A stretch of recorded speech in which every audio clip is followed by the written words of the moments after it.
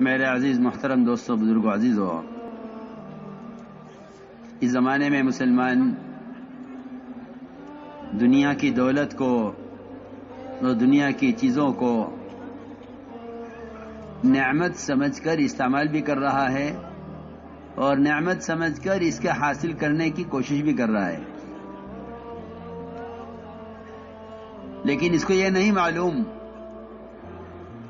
کہ سب سے بڑی دولت اور سب سے بڑی نعمت جو مسلمان کو اس زمانے میں صحابہ کے بعد ملی ہے، جو مسلمان کو صحابہ کے بعد سب سے بڑی دولت ملی ہے، جتنی بڑی دولت کسی مخلوق کو نہیں ملی، بلکہ اگر یہ بھی کہا جائے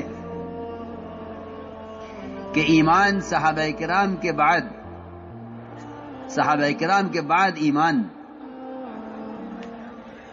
افضلیت کے اعتبار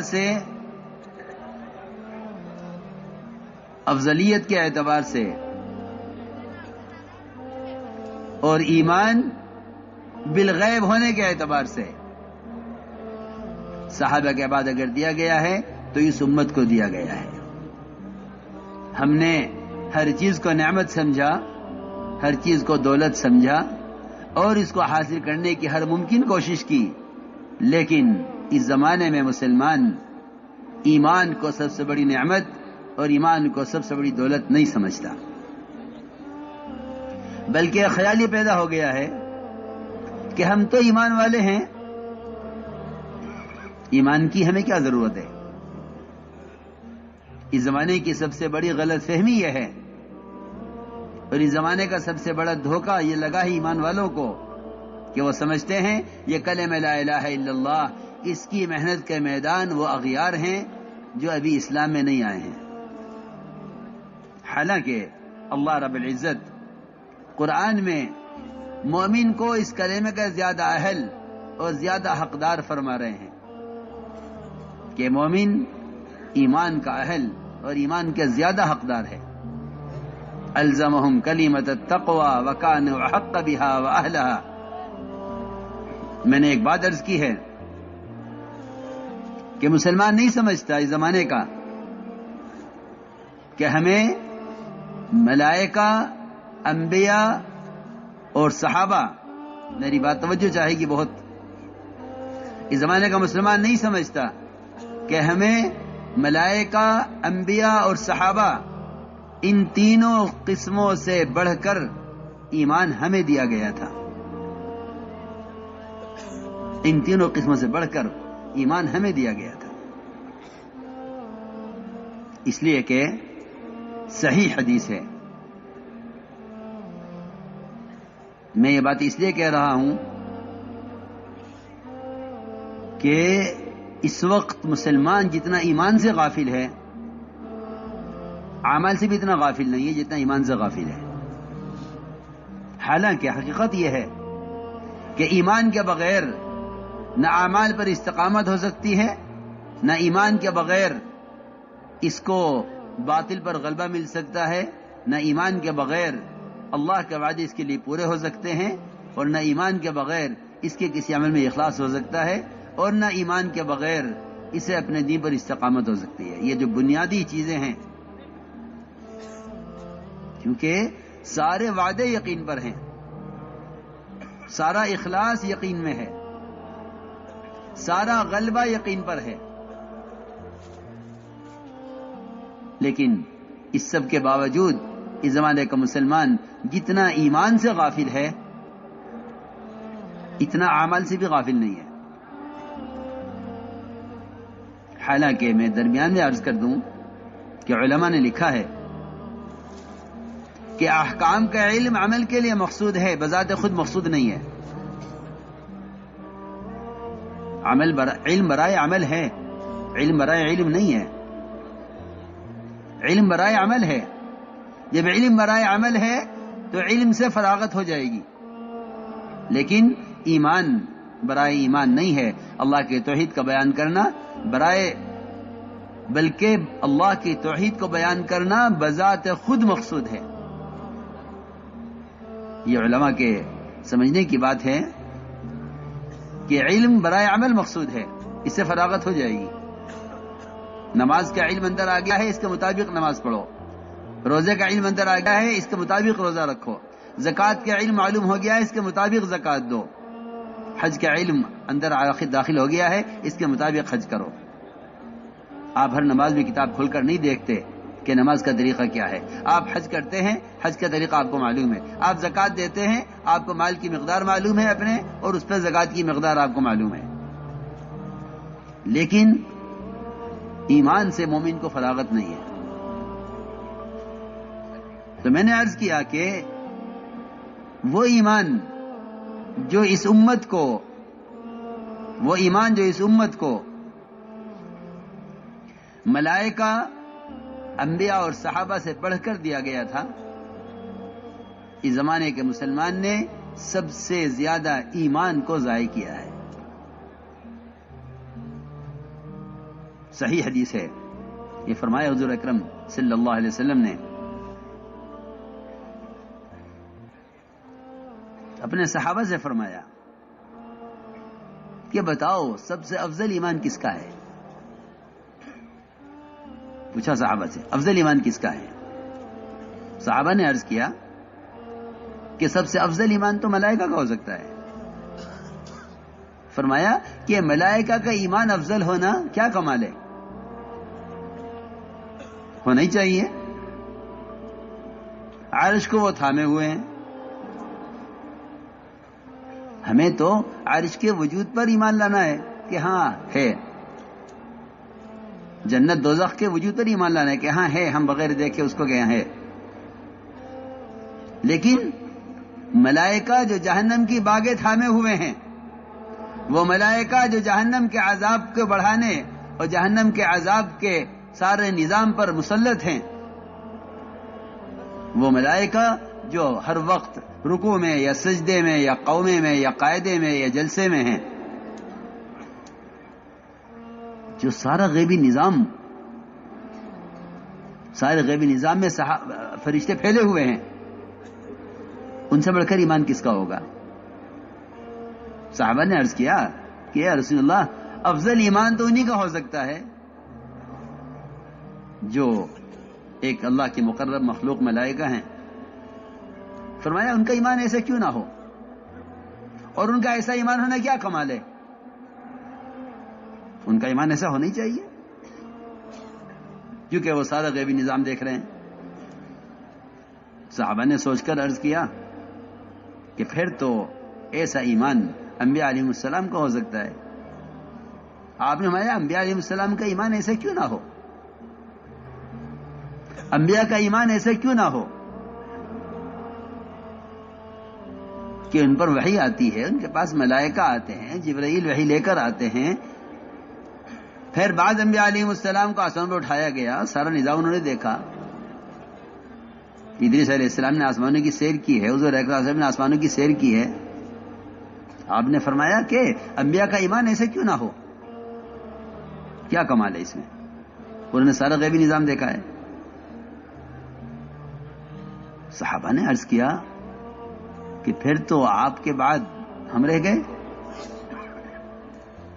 صحابہ کا ایمان ایسا ہونا چاہیے. فرمایا کیوں صحابہ کا ایمان ایسا کیوں نہ ہو؟ وحی کو نازل ہوتے ہوئے دیکھ رہے ہیں، فرشتوں کا نزول دیکھ رہے ہیں غزوات میں، اور پھر میں تمہارے درمیان میں ہوں. آپ نے فرمایا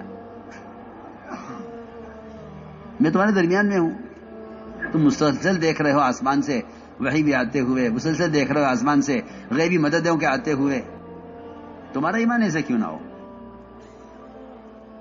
جی ہاں، دیکھو سوچنے کی بات ہے.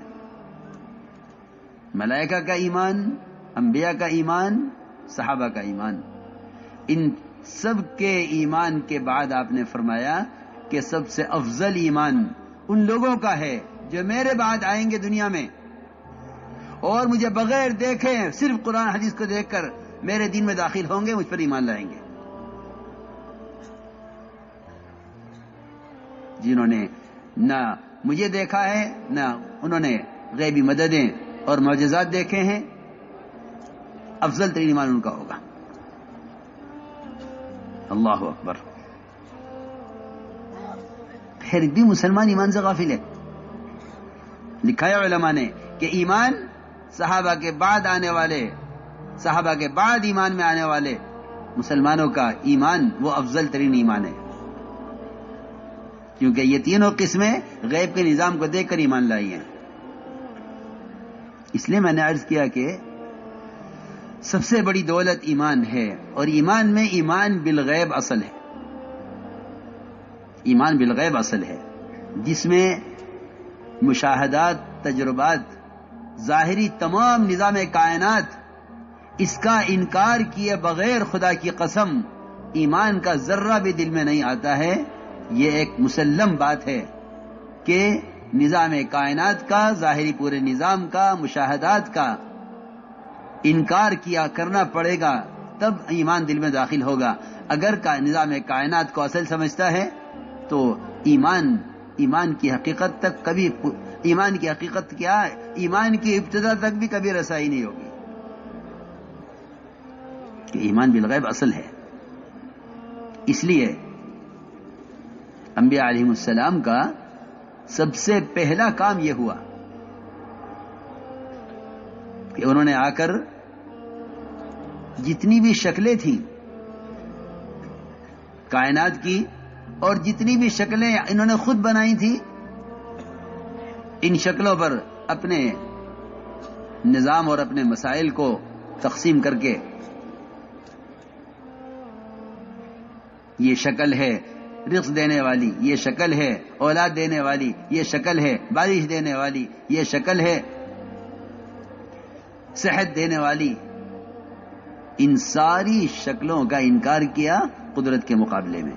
لا الہ میں سب سے پہلے اللہ کے ہر غیر کی نفی ہے. سب سے پہلے اللہ کے ہر غیر کی نفی ہے. اور اس نفی کا مطلب صرف انکار کر دینا نہیں ہے، بلکہ اس نفی کا مقصد، اس نفی کا اصل مطلب یہ ہے کہ تم ان شکلوں سے کوئی امید ہی مت رکھنا، ان سے امید کی بھی نفی کرو. یہ کہنا نہیں یہ خدا نہیں ہے، کہ یہ خدا نہیں ہے تو تمہیں اس سے امید کیوں ہے؟ یہ خدا نہیں ہے تو اس سے امید کیوں ہے؟ میں نے عرض کیا کہ سب سے پہلا کام انبیاء علیہ السلام کا یہ ہے کہ وہ آ کر اپنی قوم کو ایمان بالغیب سکھلاتے ہیں، اور ایمان بالغیب ہی اصل ہے. لکھا ہے علماء نے کہ جس چیز کی تصدیق دے کر کی جائے اس کو ایمان نہیں کہتے، اس کو ایمان نہیں کہتے، اس کی تصدیق دے کر کی جائے. ایمان بالغیب اصل ہے. حضور اکرم صلی اللہ علیہ وسلم نے اپنے صحابہ کے یقین کو کائنات کے ظاہری نظام سے ہٹایا تھا. صحابہ کے یقین کو کائنات کے ظاہری نظام سے ہٹایا تھا. انہوں نے اپنے کائنات میں پیش آنے والے تغیرات کو، کائنات میں پیش آنے والے تغیرات کو کائنات سے جوڑنے پر کفر سے ڈرایا تھا. میری بات بہت توجہ چاہتی ہے کہ نظام کائنات کو کائنات سے مت جوڑنا. نظام کائنات کو براہ راست خالق کائنات سے جوڑنا. اگر تم نے کائنات کے نظام کو کائنات سے جوڑا تو دہریت میں پڑو گے. اس لیے کہ دہریت کہتے ہی اس کو ہیں کہ نظام کائنات کا نظام کائنات سے چل رہا ہے، یعنی زمانہ زمانے کو چلا رہا ہے. دہریت اسی کا نام ہے. دہریت اسی کا نام ہے کہ نظام کائنات کائنات سے چلتا ہے. نہیں، نظام کائنات خالق کائنات سے چلتا ہے. خدا کی قسم، جتنے منتظر اسرافیل سور پھونکنے میں اللہ کی طرف پیشانی لگائے ہوئے، نظر جمائے ہوئے اللہ کے امر کے منتظر ہیں، جتنا انتظار ان کا ہے اللہ کے امر میں سور پھونکنے سارے عالم کو تباہ کرنے کے لیے، خدا کی قسم اتنا ہی منتظر ایک درخت کا پتا سوکھ کر درخت سے گرنے میں اللہ کے امر کا منتظر ہے. جی ہاں، اس پر ایمان لانا ہوگا تاکہ اس درمیان کی جتنی شکلیں ہیں، اسرافیل کے سور پھونکنے سے لے کر اس پتے کے گرنے تک، اور جبرائیل کے حجم اور ان کے قد و قامت اور ان کے پھیلاؤ سے لے کر ان کے طول و عرض سے لے کر ایک چونٹی تک جتنی شکلیں ان کے درمیان میں ہیں، ان ساری شکلوں کا اسی طرح انکار کرنا پڑے گا. یہ کرنے والی ذات صرف اللہ کی ہے. اللہ کو بولنا سب سے بڑی عبادت ہے. اللہ کو بولنا ذکر ہے. اس زمانے میں لوگ صرف تسبیح پڑھنے کو ذکر سمجھتے ہیں. میری بات توجہ چاہتی ہے بہت. اس زمانے میں لوگ صرف تسبیح پڑھنے کو ذکر سمجھتے ہیں. نہیں، بلکہ نبی کو جو ذکر کا حکم ہے، نبی کو جو ذکر کا حکم ہے، اس میں نبی کو اس کا حکم ہے کہ آپ کھڑے ہوئیے اور آپ اللہ کی بڑائی کو اور اس کی کبریائی کو ان تمام شکلوں کے مقابلے میں بڑا بیان کیجئے. آپ سے اور انبیاء سابقین سے جو کفر کی لڑائی ہے وہ ذکر پر نہیں ہے، وہ ذکر پر نہیں ہے، بلکہ وہ لڑائی اللہ کے تذکروں پر ہے. لڑائی اللہ کے تذکروں پر ہے. اجعل الالهة الہ واحدہ ان هذا لشیء عجاب. لڑائی ساری اس پر تھے، لڑائی ساری اس پر تھی. اتقتلون رجلا یقول ربی اللہ کی لڑائی ساری اس پر ہے. اس لیے حضور اکرم صلی اللہ علیہ وسلم نے اپنے صحابہ کے ذہن کو کائنات کے ظاہری نظام سے ہٹایا کہ نظام کائنات کے تغیرات کا کائنات سے کوئی تعلق نہیں ہے. اونٹوں میں خارش پھیلی. میں بتاؤں گا، سمجھاؤں گا کہ جو حالات پیش آتے ہیں ان حالات میں اللہ کو لوگ کتنا یاد رکھتے ہیں. ٹھیک ہے، ایک تسبیح آپ نے صبح پڑھ لی، ایک شام کو پڑھ لی، اس میں کوئی شک نہیں. اللہ کے ذکر کے انوارات، اس کے ذکر کے فضائل، اس کے ذکر کی برکات سب اپنی جگہ ہیں، اس سے انکار نہیں ہے. لیکن یہ بات یاد رکھنا کہ اللہ کے غیر کا تأثر دلوں سے نکلے گا نہیں جب تک اللہ کی ذات سے ہونے میں اس کے غیر کا انکار نہ ہو. ایک لا الہ الا اللہ کا ذکر ہے، ایک لا الہ الا اللہ کے تذکرے ہیں. چنانچہ صحابہ نے عرض کیا کہ اونٹوں میں خارش پھیل گئی ہے. آپ نے سوال کھڑا کیا کہ اونٹوں میں خارش کیسے پھیلی ہے؟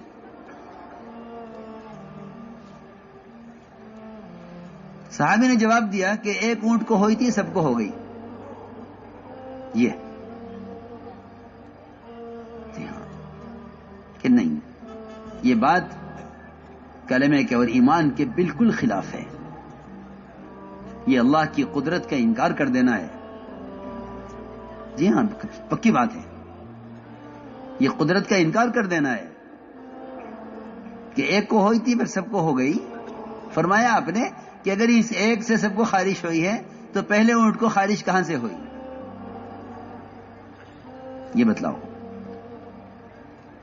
نعوذ باللہ، نعوذ باللہ. یہ کہنا کہ پہلے اونٹ کو اللہ کے حکم سے ہوئی، باقی کو اونٹوں سے ہو گئی، یہ نظام قدرت کا نظام کہلانے کے قابل نہیں ہے. یہ نظام قدرت کا نظام کہنے کے قابل نہیں ہے کہ ایک اونٹ کو خارش ہو گئی تھی پھر سب کو ہو گئی. نعوذ باللہ. اللہ تو ایک کو چاہتے تھے مگر سب کو ہو گئی.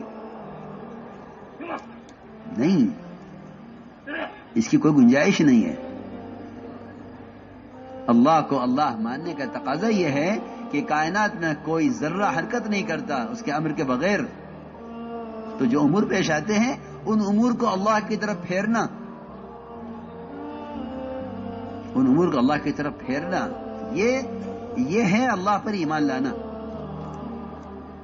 یہ ہے اللہ پر ایمان لانا کہ تم کائنات کے تغیرات کو براہ راست خالق کائنات سے جوڑو.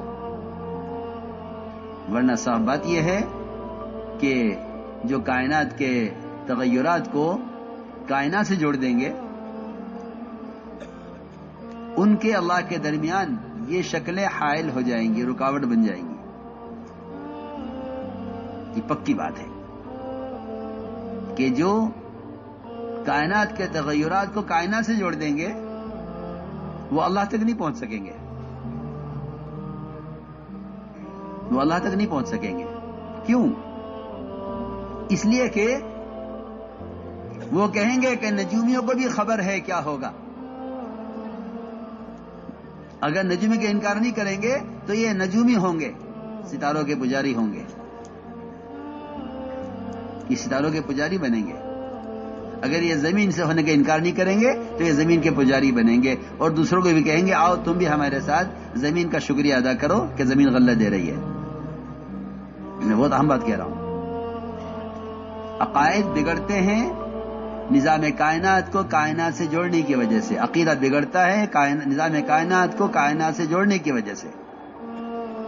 عقیدہ درست ہوتا ہے نظام کائنات کا اللہ کے مقابلے میں انکار کرنے سے. عقیدہ درست ہوتا ہے. عقیدے کی درستگی یہ ہے، اگر یہ نہیں سیکھو گے، یہ نہیں سکھلاؤ گے، اور روزانہ بالالتزام بلا ناغہ اس کی دعوت نہیں دو گے، تو یقین اور حالات، یقین کا بگاڑ اور حالات یہاں تک پہنچا دیں گے کہ تمہیں بھی بیٹھ کے سوچو گے کہ اگر ہم ان کے ساتھ زمین کی جے نہ کہیں تو کیا ہوگا. قانون تو یوں کہہ رہا ہے، پکی بات ہے. وہ تو اللہ کی طرف بلانے کی وجہ سے اللہ کے غیر کا تاثر دل سے نکلتا ہے. جب مومن اپنی زبان سے کہتا ہے کہ اللہ کرتے ہیں،